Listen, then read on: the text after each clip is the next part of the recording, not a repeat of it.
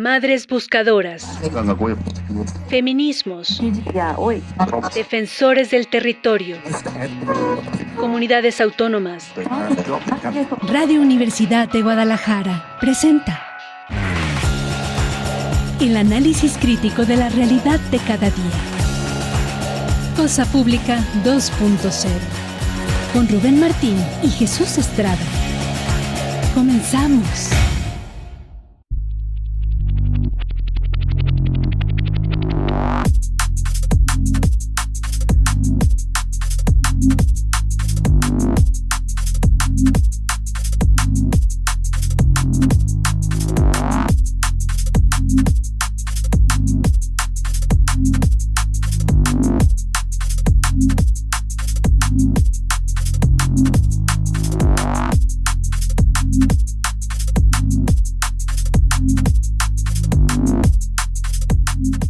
¿Qué tal? Bienvenidos a Cosa Pública 2.0. Muchísimas gracias por estarnos acompañando en este martes 16 de junio en este espacio Cosa Pública 2.0, donde como cada tarde le vamos a presentar una selección de los temas sociales y políticos más relevantes de la agenda informativa. Vamos a iniciar con un bloque con notas que tienen que ver con la crisis más relevante que tenemos en este país, y es la crisis por desaparición de personas. Hay un nuevo hallazgo, bueno, más que un nuevo hallazgo, más indicios acerca de restos humanos encontrados en una fosa clandestina que el colectivo Guerreros Buscadores de Jalisco tiene trabajando desde hace varias semanas en el municipio de Tlajomulco.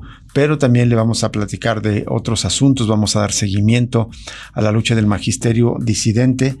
Si tenemos suerte, está pendiente esta confirmación. Tendremos una entrevista con Pedro Hernández, el dirigente de la sección 9 de la Ciudad de México, del CENTE, y miembro también de la Dirigencia Nacional de la Coordinadora Nacional de Trabajadores de la Educación. Vamos a darle mucha información y vamos a detenernos en la guerra en Medio Oriente, porque si bien ya se anunció un supuesto acuerdo entre Estados Unidos e Irán, hay tensiones, entre otras cosas, porque Israel sigue atacando Líbano. Pero entre otras cosas también hay un gran debate, porque aparentemente Estados Unidos se había comprometido a ofrecerle $300 mil millones a Irán en términos de reparación, y esto genera un debate interno bastante importante. Y de otro lado, vamos a detenernos en los ataques de Estados Unidos en contra de América Latina, porque el secretario de Defensa de Estados Unidos, Peter Hegseth, dice que va a haber más ataques en tierra, tal como ocurrió la semana pasada cuando atacaron a un dirigente del supuesto cártel de Aragua,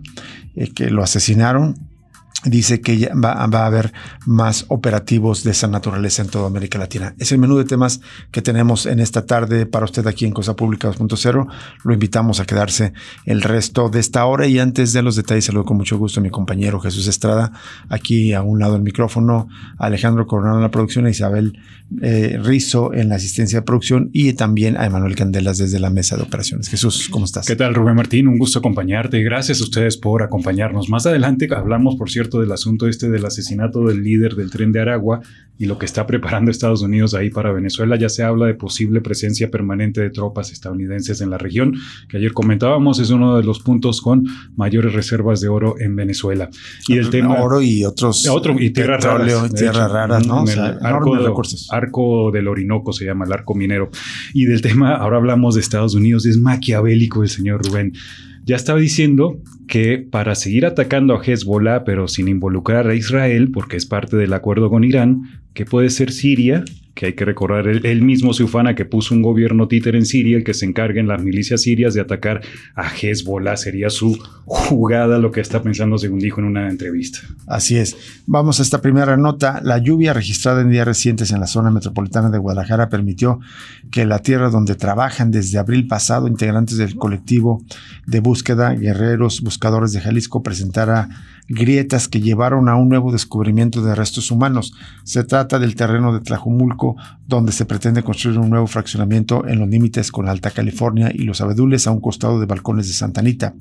Ahí la erosión de agua sobre el terreno permitió localizar una nueva cavidad de donde las personas buscadoras lograron extraer 11 nuevas bolsas plásticas que en su interior tenían restos humanos, según dio a conocer el colectivo Estelones. Fíjense, de esta manera ya suman 31 bolsas que han sido extraídas de ese terreno, de las cuales solamente 2 contenían solo ropa, al parecer de las víctimas inhumadas ilegalmente en ese espacio, donde el colectivo sigue elaborando esto desde el pasado 7 de abril en coordinación con ministerios públicos y comisión de búsqueda.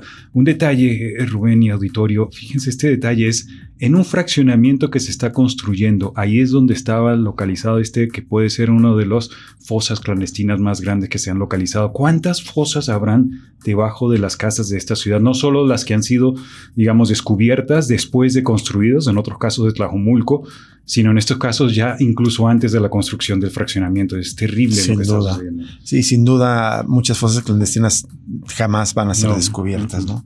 Hasta el corte del mes de mayo, la Vicefiscalía de Personas Desaparecidas reconocía únicamente el hallazgo de 3 víctimas extraídas de esa fosa, de las cuales solo una había sido preidentificada según los datos del reporte de sitios de inhumación clandestina en Jalisco. Los trabajos en este espacio continúan pese a la negativa que ha recibido el colectivo por parte de la empresa constructora, según han referido en diversas ocasiones las personas integrantes del colectivo. En el sitio se trabaja incluso con maquinaria pesada, pues parte del espacio ya había sido aplanado para comenzar con las edificaciones del proyecto habitacional, es una nota de los colegas de El Informador.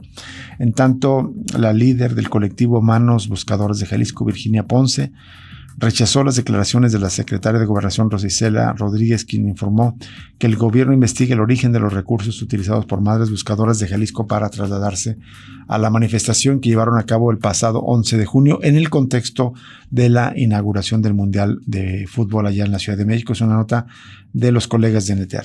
Ahí recuerde usted que la imagen de Virginia Ponce fue una de las que más estuvo circulando el día de la protesta en la Ciudad de México, suplicándole a los policías pues que dejaran pasar el contingente y apoyo para ellos. Pues en esta entrevista Ponce aseguró que los colectivos realizan actividades con recursos propios y con apoyo de ciudadanos y lamentó que las autoridades dediquen esfuerzos a investigar los traslados de las familias en lugar de concentrarse en localizar a los desaparecidos. Dijo que la prioridad debería ser conocer el paradero de más de 134,000 desaparecidos en el país. Negó que existan intereses políticos o financiamiento partidista detrás de las movilizaciones y afirmó que quienes participaron en la protesta viajaron en condiciones precarias y que las familias siguen enfrentando los gastos derivados de la búsqueda de sus seres queridos sin apoyo de gobierno. Virginia Ponce compartió que su hijo permanece desaparecido desde el 20 de junio de 2020 y se van a cumplir en 4 días 6 años de esta desaparición, y explicó que se integró a los colectivos de búsqueda ante la falta de resultados por parte de las autoridades.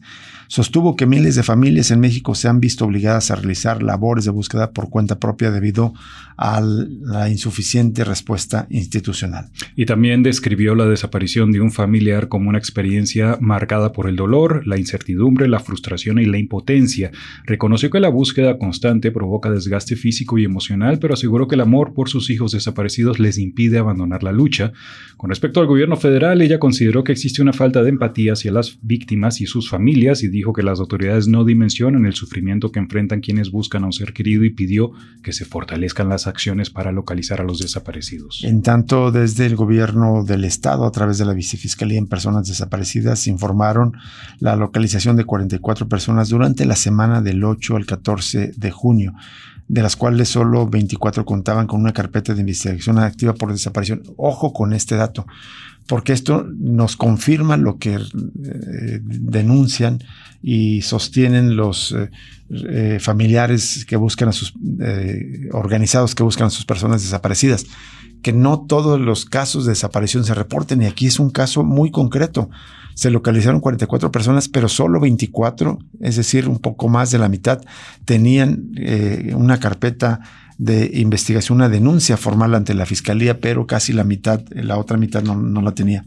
La Fiscalía de Jalisco informó que las localizaciones fueron resultado de acciones de búsqueda implementadas por personal especializado, así como la coordinación entre distintas instituciones encargadas de la atención de reportes de desapariciones, una nota de los colegas de NTR.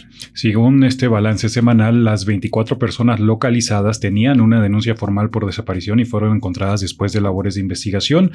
Además, 21 de estas personas fueron halladas con vidas, lo que permitió concluir las acciones de búsqueda y brindar atención integral a las víctimas, pero 3 personas fueron localizadas muertas, por los que siguen las investigaciones para esclarecer la circunstancia de los hechos y determinar responsabilidades. Y la Fiscalía también informó que 20 de las 44 localizaciones se concretaron mediante la activación de mecanismos de búsqueda inmediata, entre ellos la alerta Amber, herramienta utilizada para la localización de niñas, niños y adolescentes reportados como desaparecidos. Durante el mismo periodo, esta Vicefiscalía de Personas Desaparecidas recibió 22 nuevas denuncias por desaparición de personas. Por otra parte, se está reportando que fueron encontradas 2 adultas mayores que estaban desorientadas. Dice que fue a través de la intervención de policías que permitió que 2 mujeres adultas desorientadas en diferentes puntos de la ciudad fueran localizadas sanas y salvas y reunidas con sus familiares, según la nota que también publica NTR. En el primer caso, elementos de la policía de Tlaquepaque atendieron el reporte de una mujer de 87 años que se encontraba desorientada. Tras brindarle resguardo y realizar diversas gestiones para identificarla, los oficiales trabajaron de manera coordinada para localizar a sus familiares. Una vez corroborada su identidad, la adulta mayor fue trasladada a su domicilio, donde fue entregada a sus seres queridos sin que presentara afectaciones a su integridad. En otro caso, personal de la Unidad de Atención a Víctimas de Violencia Intrafamiliar y de Género de Zapopan localizó a una mujer de 90 años que estaba desorientada a bordo de una unidad del transporte público en la colonia Ciudad Granja. Los policías fueron alertados por el propio conductor del camión cuando realizaban un recorrido. Al entrevistar a la señora, esta dijo no recordar cómo regresar a su hogar, y con el apoyo del grupo de búsqueda, los elementos verificaron su condición y posteriormente la regresaron a su domicilio. Vamos a este otro caso de unos comerciantes del mercado Felipe Ángeles que pues, entraron a la playa en Tecomán y ahí desaparecieron. Especialmente, digamos, es un caso muy peculiar porque se trata de que entraron al mar y ya no pudieron salir. Pese a que ayer domingo la Unidad Estatal de Protección Civil y Bomberos de Colima confirmó que el cuerpo de Rubén David Martínez, comerciante tapatío del mercado Felipe Ángeles de Guadalajara, fue localizado tras labores de búsqueda que se extendieron por 5 días. Su homóloga jalisciense informó ayer que se mantienen los trabajos para dar con el paradero del joven. Fueron los familiares quienes solicitaron continuar con las jornadas de localización hasta que los exámenes periciales confirmen que el cuerpo encontrado se trata efectivamente de Rubén. Protección Civil y Bomberos de Jalisco emitió un comunicado donde dice que si bien durante la jornada del domingo localizaron un cuerpo sin vida en la zona donde se han concentrado los trabajos de búsqueda, es importante señalar que hasta el momento no hay confirmación oficial sobre su identidad. Y también trascendió, dice esta nota del informador, que el cuerpo encontrado presentaba huellas de violencia y no corresponde con las circunstancias de la desaparición del joven de 20 años hace cerca de una semana en Playa Pascuales, allá en Tecomán, Colima. Atendiendo la solicitud expresa de este comunicado de los familiares, las labores de búsqueda continúan mientras las autoridades periciales del estado de Colima llevan a cabo los procedimientos correspondientes para determinar científicamente si el cuerpo localizado corresponde o no a la persona que se encuentra desaparecida. Añadió la Fiscalía de Jalisco. En las labores de búsqueda también participan personal de la Unidad Estatal de Colima. Lo que se busca es brindar certeza a la familia y agotar las posibilidades de localización del joven comerciante. Esto aseguraron las autoridades. El cuerpo localizado ayer fue encontrado en las inmediaciones de la playa El Edén, en el municipio de Manzanillo. Con ello, la dependencia colimense afirmó que los trabajos concluyeron luego de encontrar el segundo joven tapatío que ingresó junto con Rubén a la playa Pascuales en Tecomán, Miguel Rivas Villarreal. Ambos fueron arrastrados por el mar el pasado martes 9 de junio, momento desde el cual fueron reportados como desaparecidos. Miguel fue localizado sin vida el 12 de junio pasado, y luego de que familiares de Rubén solicitaran la intervención de Protección Civil de Jalisco, la corporación sumó a las labores con personal y equipo. Y bueno, en otra información, ayer lunes el Ayuntamiento de Guadalajara dio a conocer que ya fueron instaladas las primeras mamparas destinadas para que los colectivos de búsqueda puedan colocar cédulas de sus seres queridos desaparecidos. Lo anterior señaló la administración municipal, se impulsa con el objetivo de fortalecer los mecanismos de difusión de las fichas de búsqueda. Así fueron colocadas las primeras 20 mamparas diseñadas exclusivamente para la exhibición de esta información. Estas primeras mamparas fueron distribuidas en zonas de alta afluencia del municipio. Entre los primeros puntos donde se instalaron está el Parque Revolución o Parque Rojo, además del Mercado Corona, sobre la calle Hidalgo y el Paseo Chapultepec. Vamos a la primera pausa y regresamos con mucha más información.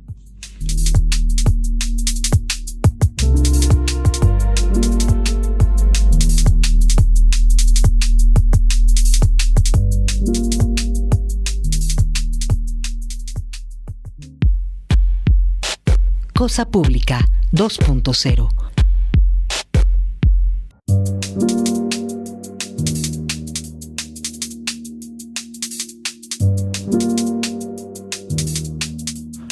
Seguimos en Cosa Pública 2.0. Vamos a compartir la información que tiene que ver con la protesta del magisterio. La Coordinadora Nacional de Trabajadores de la Educación inició una nueva jornada de protestas y bloqueos en la Ciudad de México para exigir que el gobierno federal resuelva sus demandas laborales, entre las que se encuentra la abrogación de la ley del ISSSTE de 2007 y ante la declaración de la presidenta Claudia Sheinbaum de que no se retomará el diálogo con el magisterio. Esta es una declaración de la presidenta del día de ayer. Esta es una nota que presenta Desinformémonos hoy y ya aclara que lo que está sucediendo es que están reforzando el plantón en la Ciudad de México con maestros de otras entidades. Ha habido una especie de relevo en el fin de semana. Dice que algunas secciones de la coordinadora que estaban en plantón en otros estados como Zacatecas y Guerrero levantaron sus campamentos para viajar a la capital del país y reforzar la huelga con sus contingentes. Además, en entidades como Chiapas, los maestros iniciaron protestas desde temprano en reafirmación de que la huelga nacional seguirá hasta que se cumplan sus exigencias. Los contingentes de la sección 22 de Oaxaca tienen previsto concentrarse en el Ángel de la Independencia, esto el día de hoy, mientras que la 34 y 58 de Zacatecas y la 7 de Chiapas y la 18 de Michoacán estarán en el cruce de insurgentes. La sección 9 de Ciudad de México y la 14 de Guerrero van a mantenerse en la Torre del Caballito. A lo largo de esta mañana 16 de junio se reporta la llegada de docentes del magisterio para reforzar el campamento instalado en la avenida 20 de noviembre del centro histórico. Que no quede duda de que la huelga sigue y que seguimos en pie de lucha, aseguraron los maestros este lunes en conferencia de prensa al anunciar los relevos que llegarán a la capital para continuar con el paro nacional.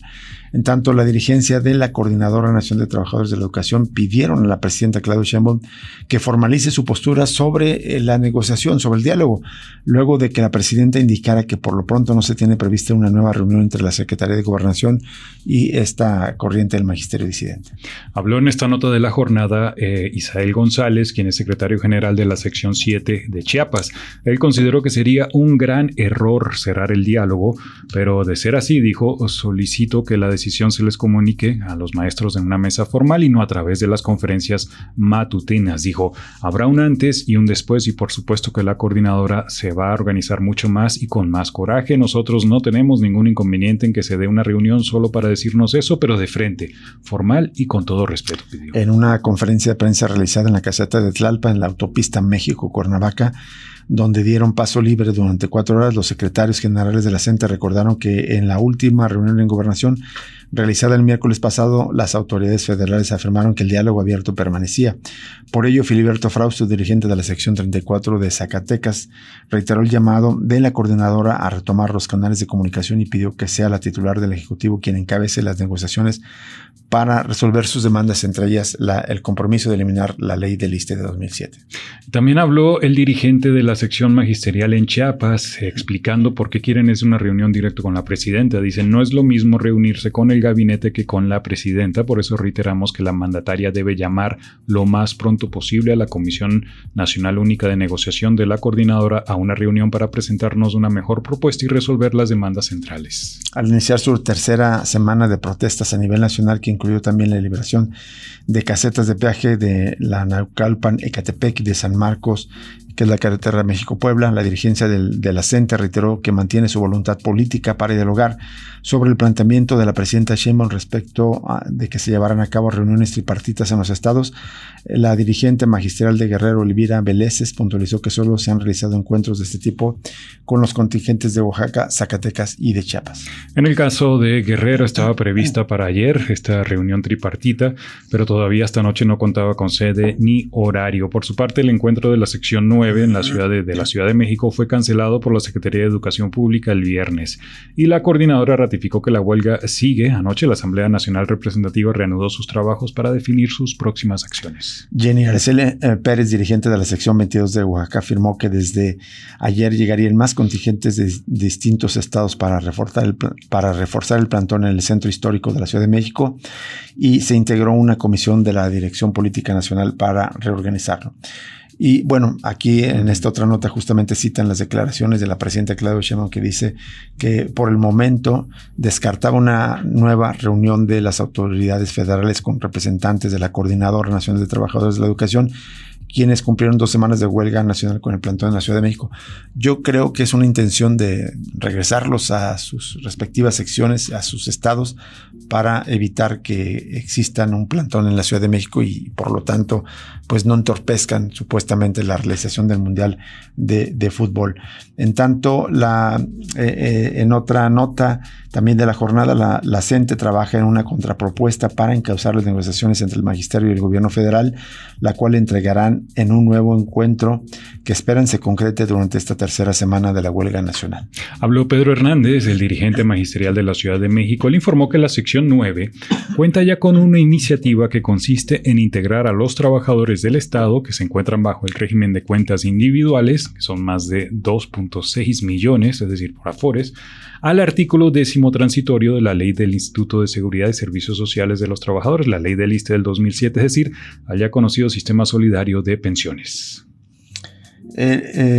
También dijo que el dirigente afirmó que la propuesta gubernamental de ruta para abrogar la ley del ISSSTE actual responde a la iniciativa del gobierno federal de concentrar las cuentas individuales de pensionistas y crear una aseguradora para administrar esos recursos. Sin embargo, advirtió que esta medida no tiene la exigencia central del magisterio, ya que el esquema de pensiones continuaría sujeto al modelo de las AFORE, y por ello consideró viable la iniciativa impulsada por la sección 9, ya que contempla una transición gradual hacia la jubilación con base en la tabla de edades establecida en el decreto presidencial publicado en junio del año pasado. Este ordenamiento estipula que para 2027 la edad mínima de retiro quedará congelada en 56 años para las mujeres y 58 años para los hombres, con la posibilidad de disminuir a 3 años adicionales para 2034. También explicó que la puesta en marcha de este plan que proponen no requiere recursos adicionales, en tanto que los compañeros que actualmente están en cuentas individuales estarían en posibilidad de jubilarse dentro de 10 años y dependerá de su antigüedad.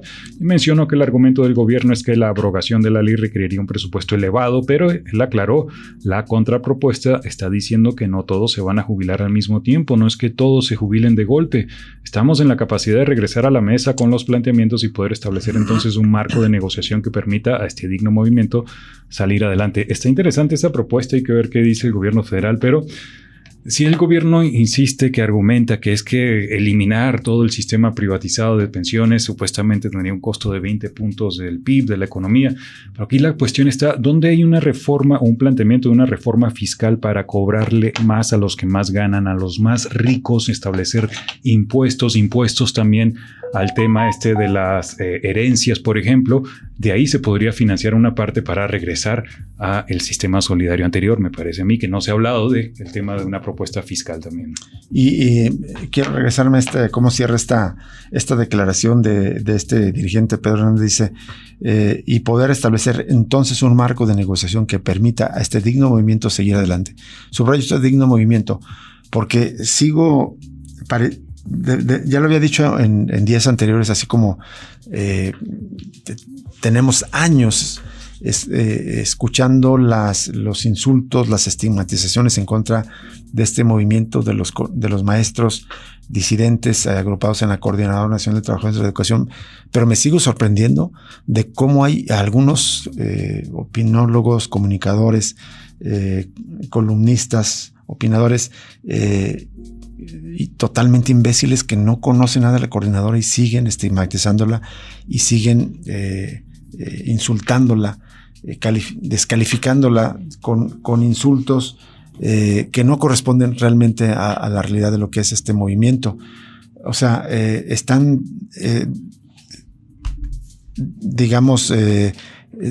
descalificando a un movimiento que busca de manera legítima, para empezar eso, de manera legítima, que no están violando la ley. Están en una protesta, eso sí, pero hay derecho de protesta, como cada quien tiene derecho de protestar y de manifestarse. Y aún así los descalifican solamente por estar buscando unas mejores condiciones de vida laboral para ellos y sus familias. Y como tú decías, me parece el día de ayer, Jesús, o sea, si esto cambia, no solamente beneficiaría a los maestros, sino beneficiaría a todos los trabajadores del sector público, de tal manera, y podría impactar en un sistema de pensiones mejor para toda la población, de tal manera que esto que están buscando los maestros es descalificado, pero de una manera, todo el tiempo los descalificándolos como ladrones, como pandilleros. Ya lo dije muchas veces, la mayoría de los caricaturistas los pintan como animalizados, como asnos. Racismo. Como changos. Está cabrón, de verdad, muy, muy, muy, muy difícil. Digo, no le estoy pidiendo empatía ni que se solidaricen, que estaría bien porque se trata de una justa demanda de cientos de miles de trabajadores de la educación. Y la otra cosa que los descalifican es los responsabilizan de la situación de la mala educación del país, como si ellos habría que hacer un estudio, una revisión, si ellos son los únicos responsables, si es cierto que el sistema educativo nacional está en malas condiciones. Claro que quisiéramos que mejorara, pero para empezar, México tiene un sistema de educación pública gratuito, universal, que ese es un logro que no todos los países tienen. Ese es un gran logro. Los maestros de la CENTE en particular forman parte de este sistema educativo, pero cuando critican a El Baster Gordillo y a los otros dirigentes del sindicalismo oficial que ha también mantenido y es corresponsable en todo caso de la calidad del sistema educativo. Estoy muy impresionado todavía, Jesús, con tus comentarios. Coincido contigo, Rubén. De hecho, anoche vi una mesa de estas de análisis en un programa de una televisora nacional de donde están todos estos opinólogos, y el colmo fue que llegan a reconocen, bueno, sí, tienen un sistema innovador en cuanto a rotación de los dirigentes. Recuerde que la coordinadora, rotan los dirigentes de la coordinadora, no es que está un dirigente como en los demás sindicatos corporativos toda la vida, y reconocen que todo se discute en asamblea. Y sin embargo, a pesar de que reconocieron esto, dicen, bueno, eso no garantiza que sea democrática la coordinadora. Y para esta lógica, pues ellos equiparan lo mismo a la coordinadora que al Baster. Es la lógica neoliberal de todos los sindicatos, son malos, y sobre todo estos que hasta se burlaban, por cierto, porque en los estatutos de la coordinadora vienen cuestiones como la necesidad de luchar para superar este modelo capitalista. Se burlaban de esto, ¿no? Y no me parece situación de burla. Y una cuestión más solo, Rubén, de esto de la ley del ISSSTE, es que así me parece impresionante. Esto es algo que deberíamos estar apoyando todos. Hay algo que creo que quizás podría haberle faltado a la coordinadora, es imaginar, me parece, un movimiento más amplio donde estén representados muchos otros sectores exigiendo no solo la abrogación de la ley del ISSSTE del 2007, sino todo el maldito sistema privatizado de Afores para avanzar y regresar al modelo que había anteriormente, que es el que sigue predominando en la mayoría del mundo. Terrible todo digamos, predominancia de esta descalificación que se hace en contra de los maestros de manera muy, muy ignorante, creo yo, porque finalmente la mayoría no conoce, ni siquiera creo yo que haya hablado con alguno de los maestros de la CENTE. Nos vamos a una pausa y regresamos con más información en Cosa Pública 2.0.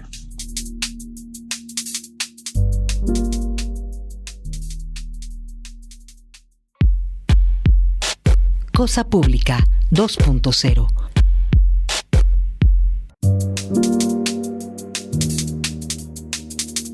Seguimos en Cosa Pública 2.0 y el colectivo Luz de Esperanza nos comparte que el próximo 18 de junio, que es el jueves, ¿no? El mismo día que juega aquí en México contra Corea, aquí en el Estadio Guadalajara, va a haber un acto de movilización, no a la criminalización de las familias buscadoras. Va a haber una rueda de prensa y cascaritas frente a la Catedral de Guadalajara a las 2:30 de la tarde, y a la 1 de la tarde habrá una marcha pacífica del exconvento del Carmen a la Catedral. Dice: la FIFA fue bienvenida, a las familias buscadoras no. Es un reclamo duro y contundente que hace el colectivo Luz de Esperanza y muchas más otras organizaciones que ya habíamos citado, que firmaron este comunicado en el que reclamaban la criminalización que hizo el gobierno federal mexicano a través de la secretaria de Gobernación, Rosicela Rodríguez, en la que se preguntaba cómo se costean la avenida, los colectivos de Jalisco, de Guadalajara, acá, y además amenazando que iban a investigar, sin reconocer la agencia, la capacidad de autoorganización que tienen esos colectivos. ¿Por qué demonios no se cuestionan cómo hacen sus propias búsquedas? porque no las hace el maldito Estado. Por eso hacen sus propias búsquedas de los colectivos de búsqueda y ahora también quieren indagar cómo se movilizan y cómo se trasladan sin recursos estatales prácticamente.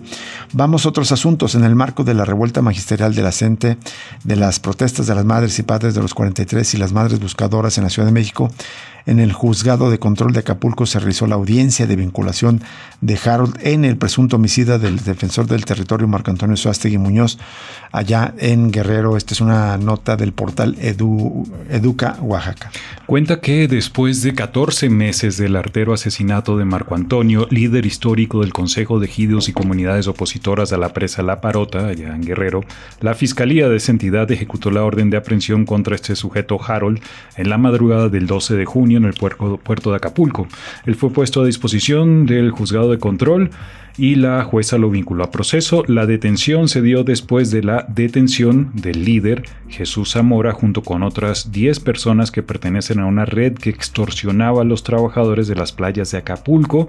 Dice esta nota, se tiene información que Harold formaba parte de esa red delincuencial dedicado a extorsionar y asesinar a personas que obstruían sus intereses mafiosos. En medio de las tensiones que vive el país, donde el pueblo trabajador reclama sus derechos y soluciones a demandas, llega una pizca de justicia para los defensores y defensoras. Marco Antonio Suástegui merece justicia. Los crímenes contra los luchadores sociales permanecen en la impunidad.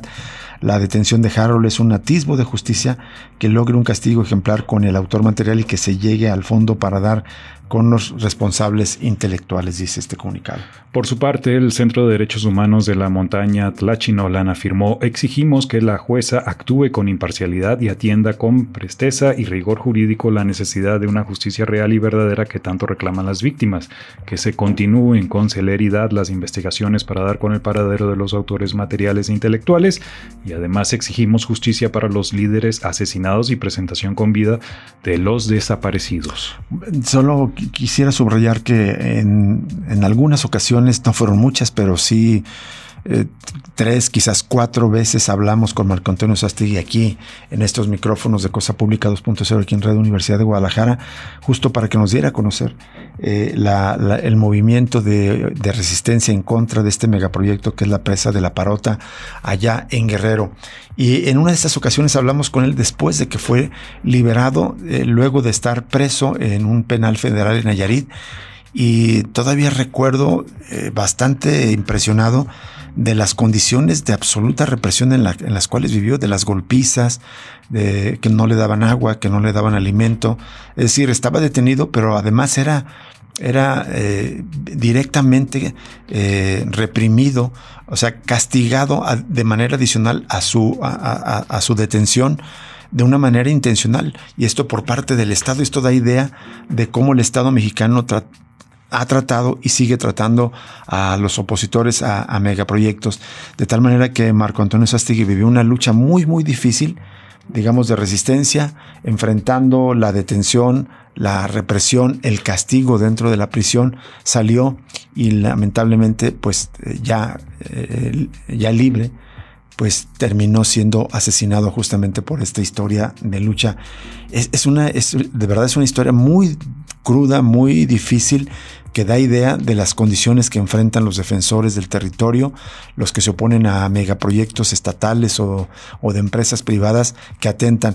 Y recuerdo que en alguna de las entrevistas nos dijo una cosa muy, muy importante, Jesús, no sé si lo recuerdas, nos decía: es que estamos cuidando el agua, porque el agua se va a convertir en una mercancía, quieren que se convierta en una mercancía e incluso en un bien que va a ser que puede ser expropiado y despojado por bienes internacionales. Hablaba incluso de este riesgo de que el agua empezara a ser acaparada por empresas internacionales, y me parece que es algo que ya está ocurriendo. Por supuesto, ¿no?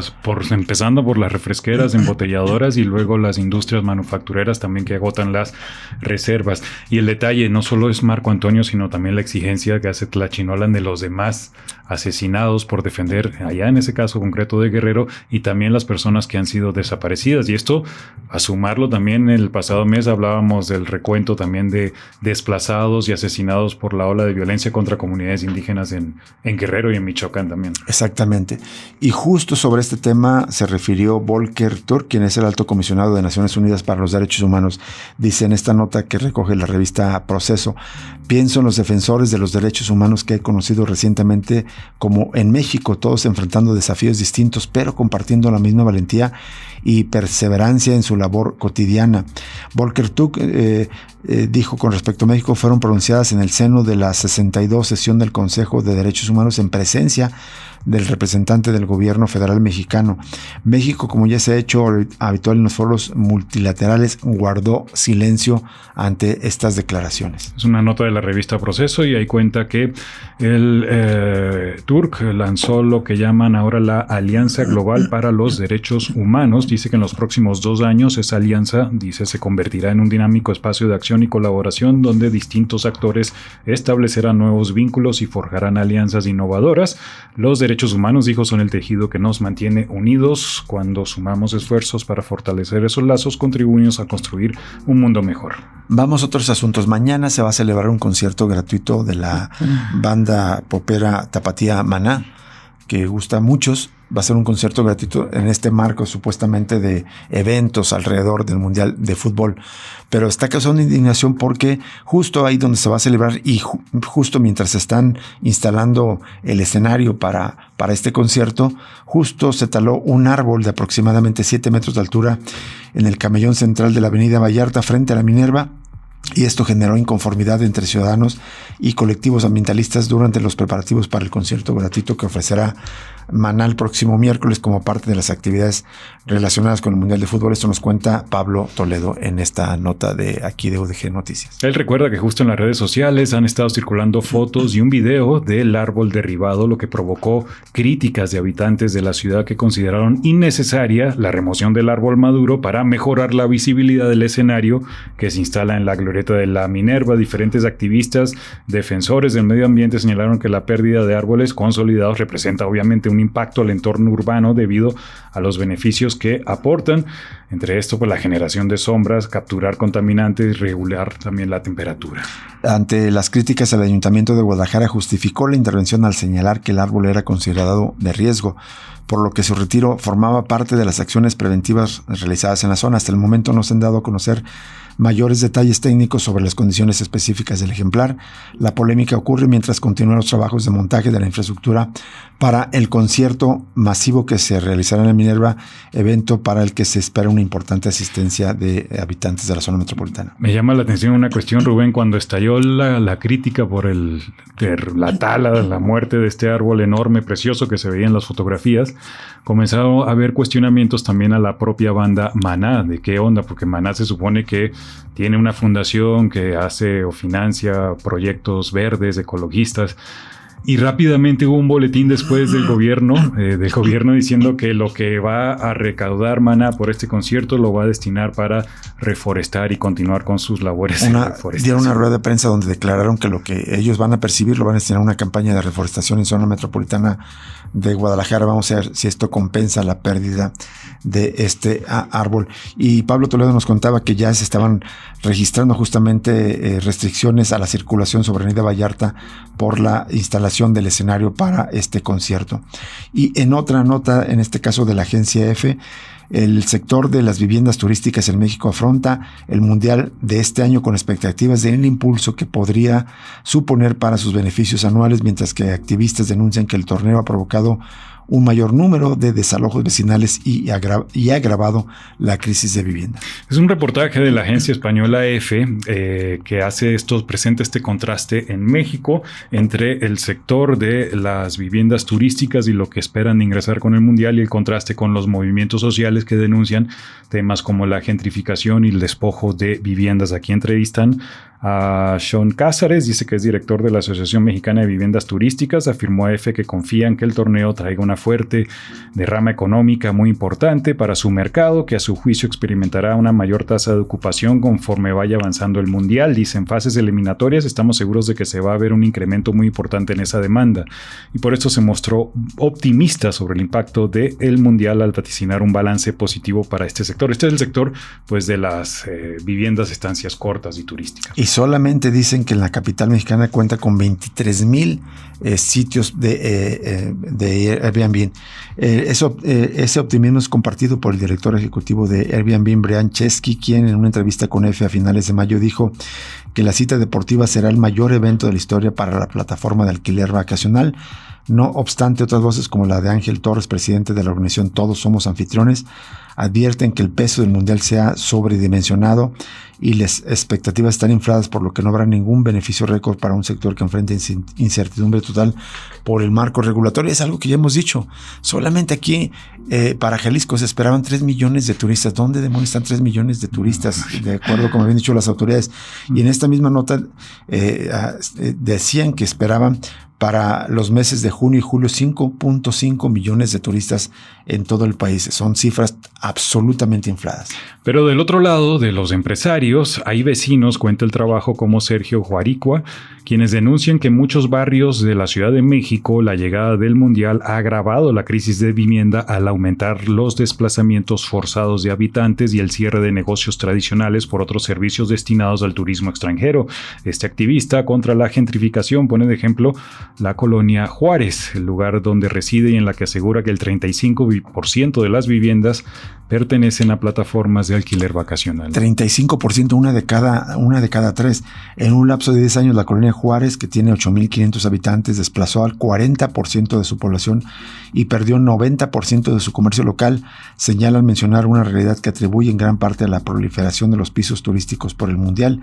Juarica critica a las autoridades de la capital mexicana que prefirieron potenciar ese modelo de negocio en el marco del torneo de selecciones, un evento en el que destaca que los grandes perdedores son los ciudadanos.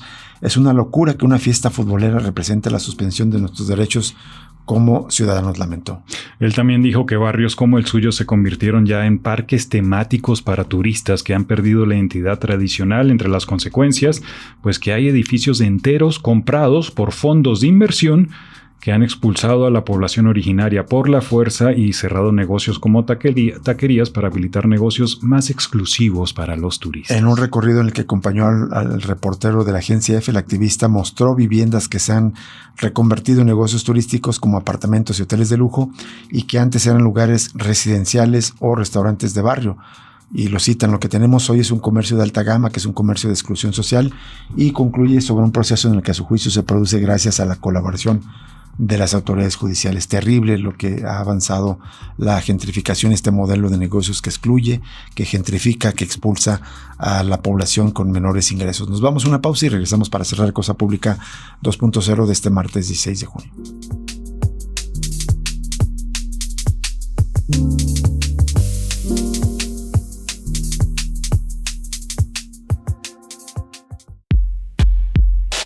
Cosa Pública 2.0.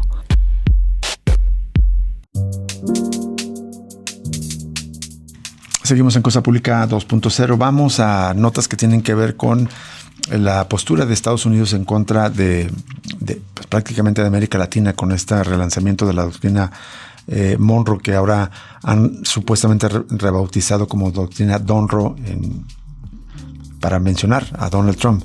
El secretario de Defensa de Estados Unidos, Pete Hegseth, afirmó el fin de semana que Washington prevé ampliar las operaciones conjuntas contra organizaciones criminales en América Latina y confirmó la creación de una alianza regional orientada a combatir a cárteles y grupos considerados organizaciones terroristas extranjeras. Esto en declaraciones que dio a CBS News.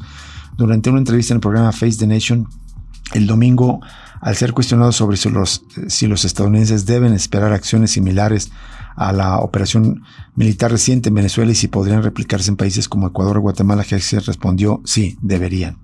El funcionario explicó que la estrategia forma parte de una iniciativa que llama Coalición contra los Cárteles de las Américas, o por las siglas A3C, que, dijo, se está construyendo con gobiernos socios de Estados Unidos en Centroamérica y Sudamérica. Según Hegseth, el objetivo de la coalición es perseguir, derrotar y destruir organizaciones terroristas extranjeras y cárteles de la droga mediante coordinación con gobiernos locales y sus fuerzas armadas. Me llama la atención, pues, que no aclara qué pasó entonces con la otra iniciativa, que era la del escudo de las Américas, que habían presentado en Miami hace algunos meses, con objetivos muy similares de usar a las Fuerzas Armadas para combatir supuestamente el narcoterrorismo. Así es.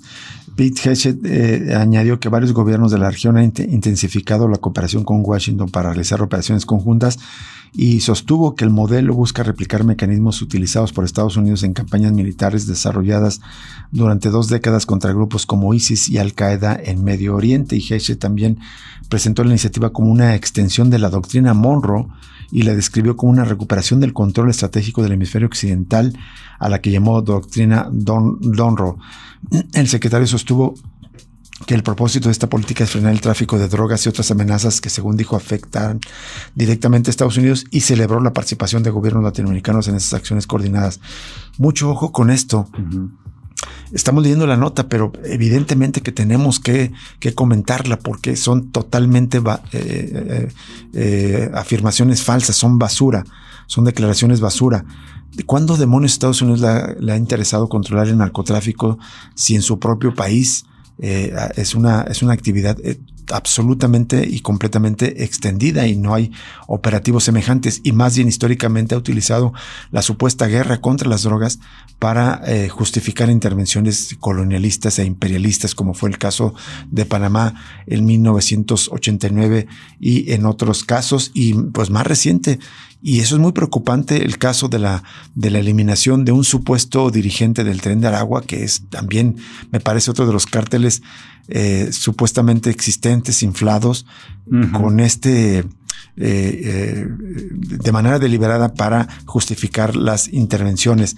Y mucho ojo con esto, porque esto nos afecta directamente y nos pone en un riesgo muy latente a México en particular, porque con este pretexto pues bien pueden, sin pedir autorización del gobierno mexicano, tratar de hacer una acción intervencionista directa en México, justificado que con su maldita ley, que ellos la proclaman en Estados Unidos, pero ni nos preguntan y la proclaman extraterritorial, es decir, que tiene capacidades de ejecución acá en el propio México. Y este asunto, recuperar el control estratégico del hemisferio occidental, esto es gravísimo, esto que ya lo habíamos mencionado desde que se publicó esta estrategia de seguridad nacional, que la comentamos desde el mes pasado de noviembre. Advertíamos que había riesgos latentes sobre invasiones al hemisferio occidental, que es decir, a toda América Latina. Y esto es porque ante el deterioro, el declive, el desprestigio enorme de Estados Unidos como una potencia mundial y como una clase dirigente, digamos, que tenga cierta autoridad moral para tratar de sugerir o de imponer incluso políticas a otras partes del mundo, ante el desprestigio que ha causado la segunda presidencia de Donald Trump, especialmente este comportamiento casi como de emperador romano, que lo vimos justamente este fin de semana con este evento de lucha libre, o como se llame, de la UFC. Justamente en la Casa Blanca montaron un escenario. Es impresionante. Es el equivalente como si en Palacio Nacional se instalara justamente un ring de lucha libre para montar un espectáculo ahí, conmemorar el aniversario del presidente en turno o de la independencia de México, ¿no? Sería grave, pero eso que la lucha libre tiene tradición en México. Esto es una empresa particular en Estados Unidos de lucha la que salió beneficiada. Por cierto, Rubén, coincido, y es grave. Hay que considerar que ya Estados Unidos tiene presencia territorial con tropas en Ecuador, supuestamente luchando contra el narcotráfico desde hace meses en este gobierno de Trump, y ahora también contra Venezuela. Comentaba que a raíz del asesinato del dirigente de este Tren de Aragua, que es una organización que existe efectivamente, pero coincido, y ha habido reportes que señalan que ha sido inflada por la prensa de derecha con fines electorales. Por ejemplo, Trump lo usó en la pasada campaña hasta que se cansó el tema del fantasma del Tren de Aragua, pero sí lo están usando para sus intereses geoestratégicos, porque ya anunció Estados Unidos que después del bombardeo al dirigente, las tropas se van a permanecer, tropas de Estados Unidos desplegadas de manera estratégica, dice, en Venezuela hasta terminar de desmantelar el cártel. Y una vez más, vamos a compartirlo, recomiendo un artículo de La Izquierda Diario donde explica cómo el lugar donde fue asesinado este dirigente del Tren del Agua y donde están estas tropas y donde están todavía el fuerte de ese cartel es donde están las mayores reservas de oro de toda Venezuela. Señala el artículo, esto es control territorial de parte de Estados Unidos para garantizar los intereses del capital minero transnacional, porque ahí están pues, no solo oro, sino las tierras raras que tanto quiere Estados Unidos. Y claro, son las intenciones de Estados Unidos, pero las actitudes, digamos, plebeyas de algunos dirigentes políticos de América Latina, como el presidente de Ecuador, Noboa, que justamente el fin de semana se reunió el día de ayer con el secretario de Guerra de Estados Unidos, Pete Hegseth, y con el jefe adjunto del Gabinete para Políticas y asesor de seguridad nacional de este país, Stephen Miller. Muchas veces lo hemos comentado, es el tipo más repugnante probablemente de todo el gabinete de Estados Unidos, porque es el que promovió desde la primera mandato de Donald Trump y también en la política antiinmigrante de manera muy dura. Es un tipo que anticipó que iban a ir por Venezuela, que está proclamando la intervención en Cuba y que festejó la invasión y la guerra en contra de Irán, que pues, prácticamente Estados Unidos se vio derrotado en esta guerra en Irán.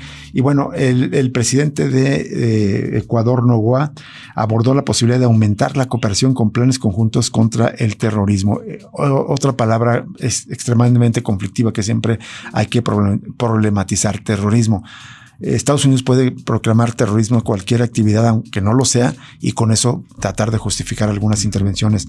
Noboa mantuvo un encuentro oficial con el secretario de Defensa, Pete Hegseth, para fortalecer los niveles de interoperabilidad táctica entre ambas naciones, diseñar planes conjuntos contra el terrorismo y contribuir a la paz y seguridad en todo el país. Esto indicó en la cuenta de Twitter la presidencia de Ecuador. Jesús. Pendientes de qué ocurre también con Bolivia, por cierto, que hay una revuelta popular contra un gobierno de derecha aliado de Trump. Hay que ver también si Trump no decide intervenir más directamente ahí. Nos vamos, lo invitamos a permanecer en sintonía de Radio Universidad de Guadalajara. Sigue el Lugar Común con Meche Cárdenas y con Diana Solórzano, totalmente invitados a quedarse aquí en Radio Universidad de Guadalajara. Hasta mañana.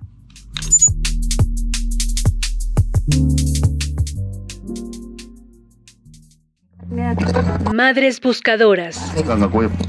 Feminismos. Defensores del territorio. Comunidades autónomas. Radio Universidad de Guadalajara presentó